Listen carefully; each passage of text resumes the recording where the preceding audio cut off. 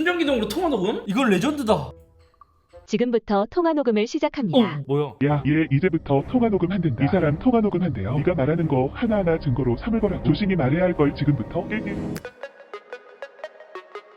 안녕하세요, 이섭입니다. 기다렸던 WWDC 2024가 진행되었습니다. 이번 행사는 하드웨어보다 소프트웨어에 집중한 행사거든요. 그래서 기대할 건 앞으로 출시될 새로운 애플의 OS가 어떠한 방식으로 흘러갈지 보여주는 행사였습니다. 그래서 오늘은 애플 제품 중 가장 많은 사람들이 사용하고 있는 아이폰에 탑재될 iOS 18에 달라진 12가지를 살펴보려고 합니다. 정식은 9월 아이폰 16이 공개될 때 업데이트될 예정이고요. 업데이트 지원되는 기기도 되게 많더라고요. 아이폰 SE 2세대부터 아이폰 XS, XR까지도 모두 지원해요. 지금 오른쪽에 있는 게 iOS 18 베타 버전을 설치했고, 여기는 기존의 iOS 17 버전입니다. 먼저 가장 크게 변한 점은 홈스크린이 바뀌었습니다. 아이폰이 나온 지 엄청 오래됐는데 안드로이드가 초기부터 지원했었던 앱 아이콘을 자유롭게 배치 가능하도록 바뀌었어요. 물론 이제 격자로 어느 정도 이제 정해진 건 있지만, 이제는 이렇게 순차적으로 배치됐던 거에 비해 이제는 자유롭게 배치가 가능해졌습니다. 그리고 위젯도 추가되었어요. 요 편집을 누르면 기존의 위젯 추가해서 이제는 사용자화라는 게 새롭게 추가되었고요. 요 사용자화를 하게 되면 기본 아이콘 크기를 설정할 수 있고, 아이콘을 크게 하면 이름이 사라지면서 아이콘이 더 커지는 그러한 모습을 볼 수 있는데, 이게 또 너무 커지니까 약간 어색하긴 하더라고요. 다크 모드를 하면 그에 따라서도 앱 아이콘이나 위젯이 조금씩 이제 바뀌는데, 요거는 순정이나 다크 모드를 지원하는 앱들은 변하는데 나머지는 안 바뀌어서 약간은 아직까지 어색하긴 합니다. 그리고 틴트라는 게 새롭게 생겼거든요. 전체 앱 아이콘을 내가 원하는 색상으로 선택할 수 있습니다.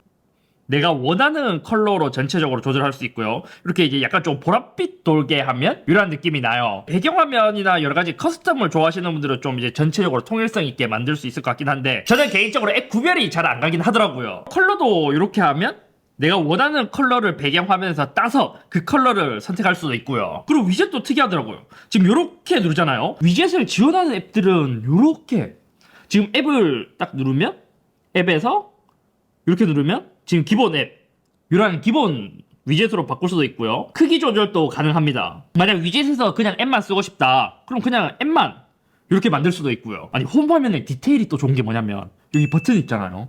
버튼 누르면 이게 살짝 튀어나와요. 누를 때마다.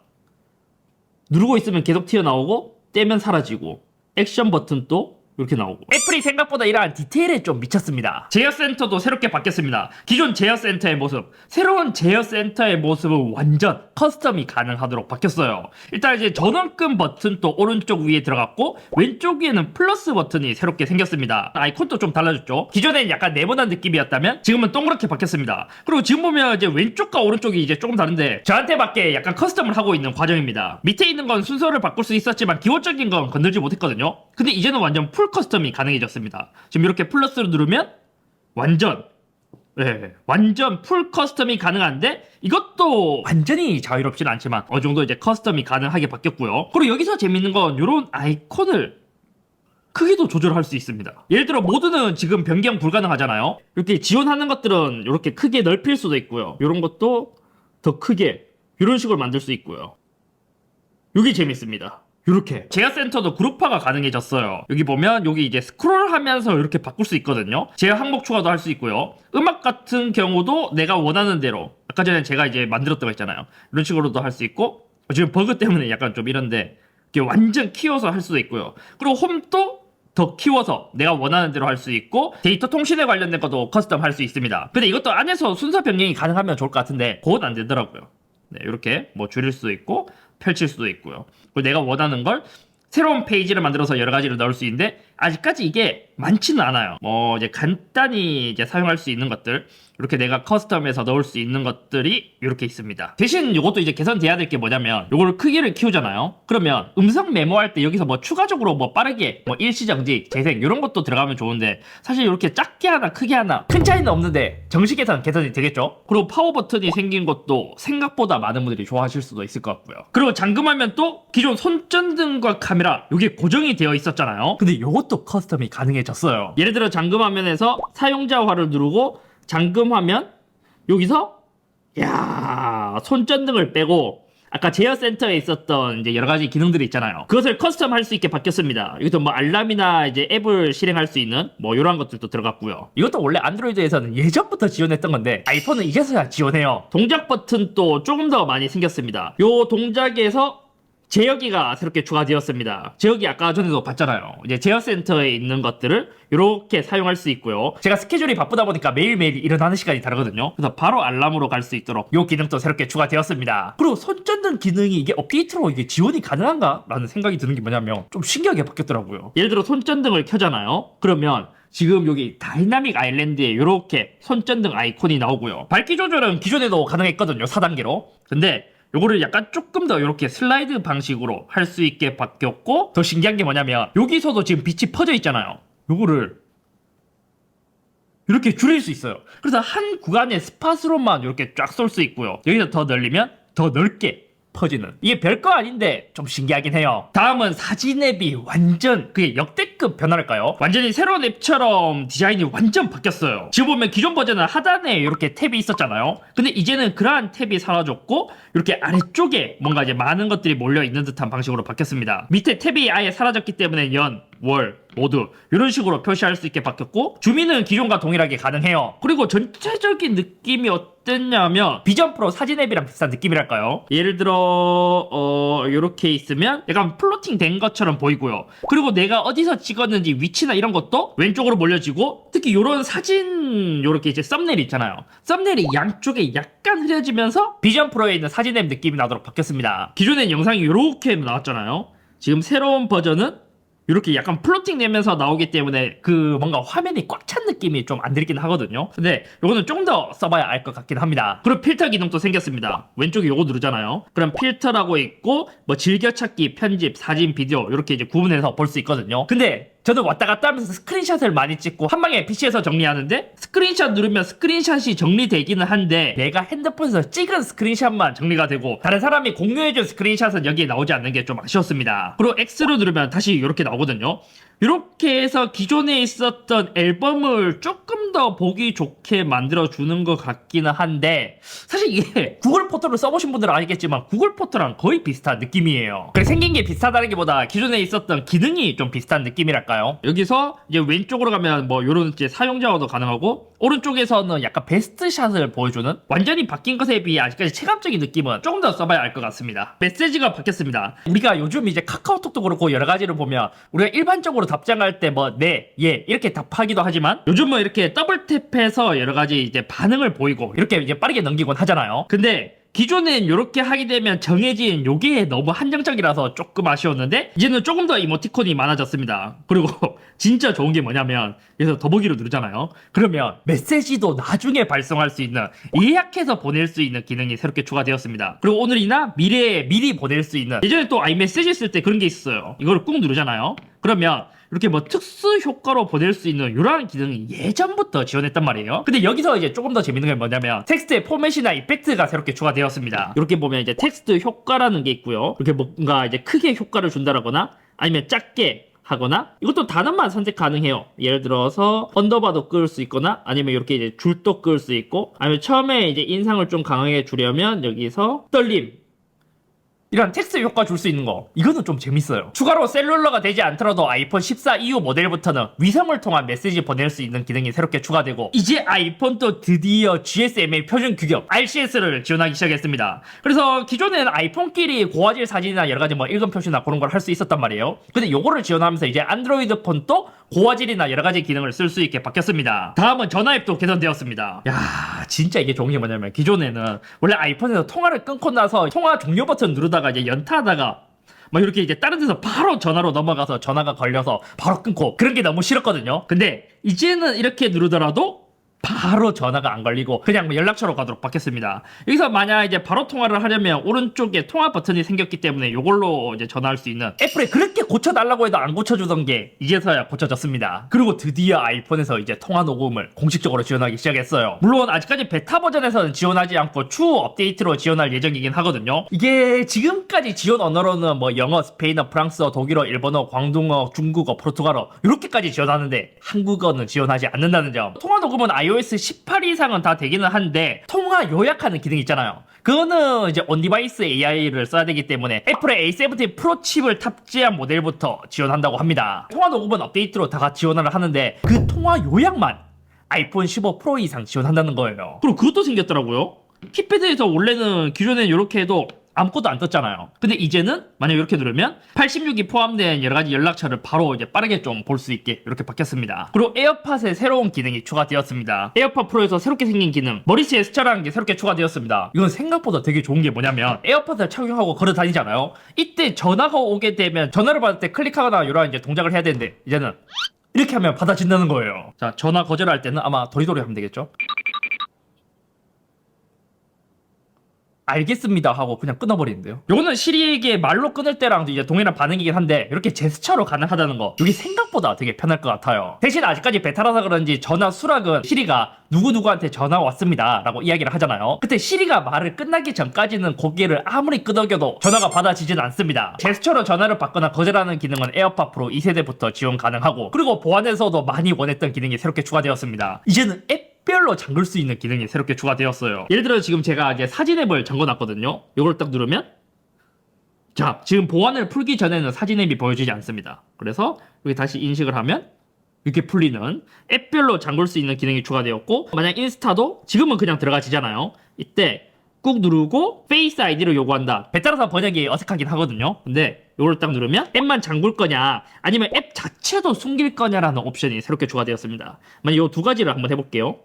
이렇게 하이드 앱이라고 누르면 홈 화면에서 사라지고요. 그리고 인스타 앱은 여기서 찾을 수 없습니다. 아마 검색해도 안 나올 거예요. 숨겨진 앱은 가장 끝쪽에서 앱 보관함에서 사진에 있는 휴지통처럼 이제 이렇게 나오고, 페이스 아이디를 인식하면 가려진 앱이 나오는, 앱을 숨기거나 앱마다 잠금을 걸 수 있게 바뀌었습니다. 그리고 그게 좋아요. 지금 제가 사진에서 이렇게 보안을 걸어놨잖아요. 근데 이게 서드파티에서도 접근이 불가능한 게 만들어졌더라고요. 예를 들어 인스타그램에서 내가 사진 앱으로 여러 가지를 이제 첨부하려고 하잖아요. 인스타는 나오네? 버그인가? 왜냐면 카톡에서 제가 사진 보내려고 했거든요, 앨범. 또 나오네? 한번 허용을 해주면 계속 되는 건가? 아직까지 이게 버그인 것 같아요. 제가 어떨 때는 카카오톡에서 사진을 보낼 때 사진 앱이 잠금이 걸려있으니까 카톡에서 사진을 첨부할 때도 잠금을 풀려고 했거든요. 연락처에서도 보안이 강화되었습니다. 기존엔 앱을 설치하고 권한만 주면 모든 연락처 접근이 가능했는데 이제는 특정 앱이 어떤 연락처를 볼 수 있는지 내가 선택할 수 있게 바뀌었습니다. 그리고 암호 앱이 새롭게 추가되었어요. 이게 사실 기존에 있었던 서드파티 원 패스워드 그런 거 있잖아요. 그런 것처럼 이제 바뀌었는데, 내가 인터넷이나 여러 가지 이제 앱에서 접근할 수 있는 여러 가지 비밀번호나 이런 걸 이제 정리할 수 있게 바뀌었다. 다만 아직까지는 거의 이제 아이디랑 비밀번호 정도만 이제 수집되기 때문에 나중에 카드 번호나 여러 가지 이제 개인 정보들을 조금 더 보관할 수 있게 더 편하게 만들어줄 수 있으면 좋을 것 같아요. 이거는 기존에 패스키도 있었나요? 가족과 암호 공유 기능도 있거든요. 이렇게 하면 그거 좋은 거 아니야? 만약 가족으로 설정했는데 내 그거 뭐 넷플릭스 아이디 비밀번호 좀 알려줘 하면 비밀번호를 직접 알려주기가 좀 그렇잖아요. 이때 그냥 공유하면 그 사람이 내 비밀번호를 몰라도 접근할 수 있게, 그거는 좀 편할 것 같죠. 메일 앱도 새롭게 달라졌다고 합니다. 지금 이렇게 메일을 받았을 때 우선순위 카테고리가 새롭게 신설되었습니다. 뭐 거래, 업데이트, 뭐 프로모션 이렇게 이제 구분이 된다고 하는데, 솔직히 이건 현업의 입장에서 봤을 때 별로 유용해 보이진 않아요. 그 카테고리들이 아직까지는 좀 별로랄까요? 사실상 프로모션이나 뉴스 이런 거는 스팸이잖아요. 그래서 뭐 따로 묶을 필요는 없고, 뭐 지메일에서 이미 잘 지원하고 있는 기능이기 때문에 사실 아직까지 이거는 잘 모르겠다. 그나마 특정 기업끼리 수신한 이메일을 묶어주는 기능, 뭐 요약해주는 기능, 그런 거는 괜찮을 것 같고, 카테고리 기능은 지금 당장은 지원하지 않고 올 하반기부터 영어부터 지원할 예정이라고 합니다. 메일 앱은 오히려 AI가 적용된 이유가 더 기대돼요. 그리고 일기 앱도 더 좋아졌다고 합니다. 뭐 마음 상태 기록이나 재밌는 통계 등을 보여주는 기능이 있다고 하는데, 이것도 이제 조금 더 써봐야 될 게 뭐냐면, 처음에 일기 앱이 작년에 나온다고 했을 때 되게 일기 쓰시는 분들이 기대를 했거든요. 근데 생각보다 그렇게 기능이 좋지도 않았어요. 사진을 붙이는 자유도나 바로 드로잉 할 수 있는 뭐 여러 가지를 이제 조금 더 개선을 했으면 하는 바람이 있는데, 이거는 베타 버전이 지나고 나서 좀 더 써봐야 알 수 있을 것 같아요. 그리고 이제 아이폰에서 게이밍이라는 기능이 새롭게 도입되었습니다. 자, 지금 또 이제 게임 모드, 애플에서는 요 게이밍을 조금 더 강화해서 백그라운드 작업을 최소화해서 장시간 플레이했을 때 프레임 드랍을 방지해주는 기능이 새롭게 들어갔다고 해요. 그리고 여기서 더 좋은 게 뭐냐면, 무선 컨트롤러나 블루투스 폴링 레이트, 그러니까 속도를 2배 이상 높여서 게임 반응을 더 향상시킨다고 하거든요. 다만 아직까지 이제 정확한 컨트롤러는 공개되진 않았고, 이어폰은 에어팟 프로 2세대 이상부터 지원한다고 합니다. 그리고 게임 모드를 실행했을 때 게임에 맞춰진 공간 오디오도 이제는 이제 게임에서도 지원한다 하거든요. 다만 요거는 이제 모든 게임이 지원하는 건 아니고, 개발자분이 여기에 최적화를 시키면 우리가 음악을 들을 때 공간 음량을 듣는 게 게임에서도 조금 더 몰입감 좋게 바뀐다고 합니다. 이거는 에어팟 3세대, 에어팟 프로, 에어팟 맥스부터 지원한다고 해요. 다음은 메모 앱도 조금 개선되었습니다. 새롭게 추가된 건 첨부 파일 같은 이런 표시가 떴고요. 여기 보면 파일 첨부나 여러 가지를 할 수 있는데 나머지는 기존에도 있었지만 오디오 녹음이 새롭게 추가되었습니다. 이거는 아이폰 12 이후 기종부터 모두 지원하고요. 지원 언어는 현재 영어만 된다고 해요. 물론 녹음은 뭐 한국어나 여러 가지도 모두 가능한데 이거는 애플의 AI 기능으로 요약을 지원하는 건 영어만 될 거예요. 그래서 이렇게 완료하면 이렇게 추가할 수 있는 기능이 있고요. 이제는 메모에서 이렇게 계산 바로 할 수 있는 기능이 새롭게 추가되었습니다. 근데 메모에서 굳이 이렇게 쓸까 싶긴 해요. 그리고 캘린더도 조금 개선되었습니다. 지금 보면 이제 UI부터 이제 조금 달라졌잖아요. 이렇게 어떠한 일정, 그 기존에는 일정이 있다면 그냥 점으로 하나만 표시를 했는데 색깔로 이제 내가 일정이 한 개 있는지 두 개 있는지 세 개 있는지 구분해주니까 조금 더 보기 좋게 바뀌었고요. 그리고 뭐 스택으로 볼 수 있고 또 일정 추가는 미리 알림이 캘린더에 그냥 들어왔네요. 나머지는 소소하게 추가된 기능들이 몇 가지 있었습니다. 예를 들어 기존에 배터리 탭에서 충전 최적화 기능이 있었잖아요. 요게 조금 더 세부적으로 최적화된 배터리 충전을 켜고 끌 수 있고, 그리고 5% 단위로 80%부터 100%까지 충전 범위를 조절할 수 있게 바뀌었습니다. 근데 이것도 좀 너무한 게 뭐냐면 아이폰 15부터 지원하더라고요. 기존 모델들도 이렇게 지원할 수 있지 않나요? 그리고 손쉬운 사용에서 재밌는 기능이 추가되었습니다. 여기 보면 눈 추적이라고 있잖아요. 이게 생각보다 재밌어요. 이것도 아이폰 12 이후부터, 아이폰 SE 3세대 이후부터 지원하는 기능이고, 아이 트래킹으로 눈만으로 제어할 수 있는 기능입니다. 거의 비전 프로 같은 느낌 나거든요. 페이스 아이디에 있는 카메라를 이용해서 이렇게 이제 시선을 추적하는 것으로 보입니다. 오, 이렇게 보면 눈으로 바라보는 부분이 이렇게 나오고 있습니다. 근데 이게 지금은 베타라서 그런지 완전히 정확한 것 같진 않아요. 아무래도 비전 프로는 내 눈앞에서 바로 이제 시선을 추적했거든요. 근데 얘는 페이스 아이디에 있는 카메라로 내 시선을 추적하기 때문에 아직까지 정확도가 그렇게 높진 않지만 필요하신 분들에게 되게 유용한 기능이 될 것 같아요. 그리고 재밌는 게 손쉬운 사용에서 음악 햅틱이라는 기능이 새롭게 추가되었더라고요. 이것도 아이폰 12 이상부터 지원하는 기능이거든요. 이 기능이 뭐냐면 아이폰 탭틱 엔진과 노래의 리듬을 동기화해서 청각 장애인분들이 애플 뮤직을 들을 수 있게 도와주는 기능이라고 합니다. 이거는 기존에 있었다가 없어진 기능인데 자막 폰트를 바꿀 수 있는 기능이 새롭게 다시 돌아왔습니다. 그래서 넷플릭스 볼 때 좀 더 그 시네마차 있잖아요. 그런 걸로 볼 수 있게 바뀌었어요. 계산기도 이번에 달라졌습니다. 물론 제가 이게 아이패드 OS에서 이제 새롭게 이제 다룰 거긴 한데 간단히 보자면 이제는 이렇게 이제 변환 기능이란 게 새롭게 추가되어서 우리가 해외여행 갔을 때 환율을 조금 더 빠르게 볼 수 있도록, 변환할 수 있도록 이러한 기능이 있고요. 그래서 만약에 내가 뭐 요런 거 기존에 이렇게 쓰고 나서 지워버리면 그냥 끝났는데 이제는 이렇게 밀면 히스토리가 남는 기능이 새롭게 추가되었습니다. 그리고 뭐 수학 노트 같은 것도 되고요. 공학용 계산기도 되고 수식 메모. 이건 아이패드 OS에서 따로 이야기할 거긴 한데 이렇게 계산해주는 기능이 새롭게 추가되었습니다. 그리고 개인적으로 좋은 건 원래 타이머가 이렇게 설정하잖아요. 그럼 밖으로 나갔을 때 다이내믹 아일랜드에 이렇게 떴는데 기존엔 스톱워치가 안 됐던 것 같거든요. 근데 이제 스톱워치도 다이내믹 아일랜드에 이렇게 뜨더라고요. 사실 이번 발표에서 가장 많은 사람들이 궁금해하고 하는 거는 애플의 AI. 발표 내용을 중요한 것만 요약을 하자면 핵심은 개인적인 맥락을 이해해서 진행하는 것 같습니다. 아마 이게 가장 많이 활용될 게 이제 우리가 많이 쓰는 시리잖아요. 애플 발표 보면 거의 자비스처럼 쓸 수 있겠더라고요. 그러니까 거의 개인 비서처럼 얘를 시켜서 쓸 수 있는 느낌이랄까요? 그거죠. 기존에 단방향으로 간단히 메시지 답장해줘, 전화 받아줘 이런 것만 가능했던 것에 비해 시스템 내에 깊숙한 곳까지 접근이 가능하고요. 앱이나 여러 가지를 연속적으로 이해를 하기 때문에 실제로 사용했을 때 더 개인 비서처럼 이용할 수 있지 않을까 싶습니다. 심지어 화면의 내용도 이해해서 그냥 앱을 넘나들면서 쓸 수 있더라고요. 개인적으로 이제 별로였던 그거예요. 요즘 이제 그 AI들이 엄청 발전하면서 자동으로 이미지 그려주는 거 있잖아요. 근데 그게 뭔가 모르게 일러스트화 되면서 그게 보여주는 게 조금